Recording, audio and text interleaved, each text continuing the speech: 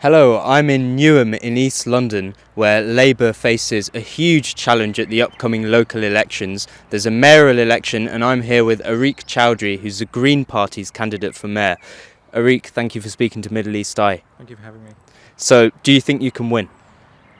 It's a big question, but yes, I do. And the reason is there's a huge amount of discontent with the Labour Party locally in Newham. We've got the highest level of homelessness in the entire country, 1 in 18 people who are homeless. We've got the title of litter capital of England, fly tipping everywhere, rubbish everywhere. People know that the council is failing us, but also at a national level, I think people are disillusioned with Labour. They didn't stand up strongly enough against the genocide in Gaza, but they've also U-turned on many of their policies. They've cut welfare benefits for disabled people. People are ready for change, and the Greens are offering that. And I think we are going to see quite a significant shift from Labour to Greens in this election.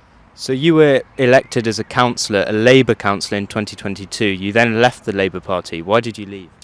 It's really difficult. So I'd been a member of the Labour Party for many years, maybe more than 10 years, right? And I joined the Labour Party when I was a student at university in Birmingham. And a big part of why I joined the Labour Party was things like human rights and standing up for workers. My family, that would always say, like, vote Labour. And Labour was, back then, the anti-racist party. And fortunately, that changed a lot over the last few years. And in the run-up to the general election in particular, where there was just a refusal to really stand up for Palestinians especially.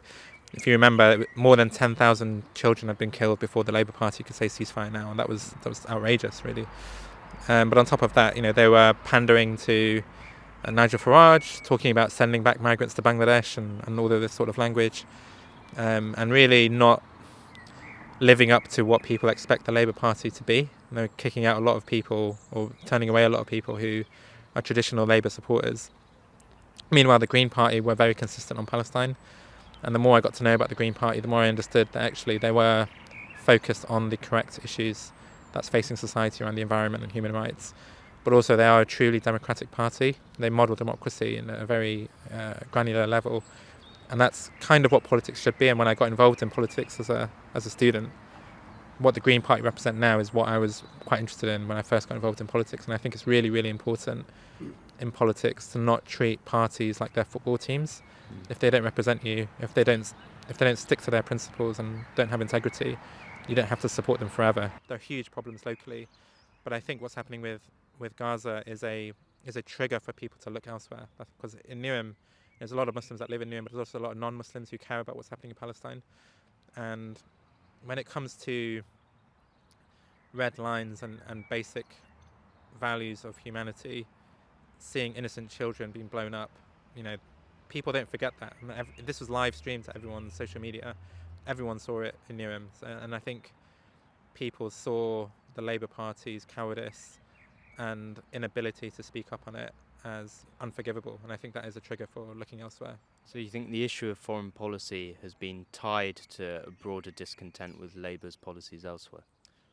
I think so. I think it was a shocking example of the Labour Party failing to represent basic human rights and basic values that people in Newham hold. And you've seen a lot of Labour politicians publicly, defend Israel, especially at the beginning, and their hesitance. Like I said, 10,000 children were killed before they could say ceasefire now. Now, of course, you're focused on Newham, but you are a Green. These local elections are going to be hugely important for the Green Party, potentially.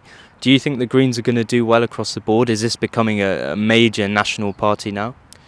Polling suggests that we're, top 3, top 2 even in some of the polls in terms of parties that people want to vote for.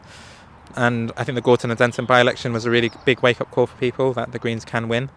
And often the number one reason that people don't vote Greens is because they think it's a wasted vote. And I think people realise now that actually it's not a wasted vote and you can vote for something else. And I think the Green Party are going to do very well nationally. In London, I think they're going to do incredibly well. And Newham, I hope we win. But I'm fairly confident that we're going to do very well in Newham.